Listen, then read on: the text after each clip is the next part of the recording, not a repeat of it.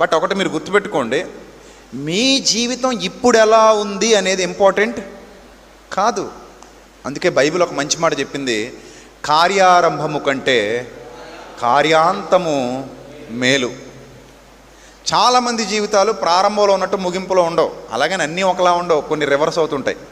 అబ్దుల్ కలాం గారు ఉన్నారు, చిన్నప్పుడు చాలా కష్టాలు ఎదుర్కొన్నాడట, కానీ మరణించేటప్పుడు ఎలా మరణించాడు? మంచి హోదాలో ఉండి మరణించాడు, మంచి శాస్త్రవేత్తగా మరణించాడు కదా, రాష్ట్రపతిగా మరణించాడు. కానీ చిన్నప్పుడు తిండికి లేదట, ఆయనకి తిండికి ఉండేది కాదట, అన్ని బాధలు అనుభవించాడట ఆయన, అన్ని కష్టాలు అనుభవించాడట. ఆయన జీవిత చరిత్ర చాలా ఇన్స్పిరేషనల్గా ఉంటుంది, నేను చదివాను ఆయన బుక్స్. సో మన ప్రారంభం ఇంపార్టెంట్ కాదు, మన ముగింపు ఇంపార్టెంట్.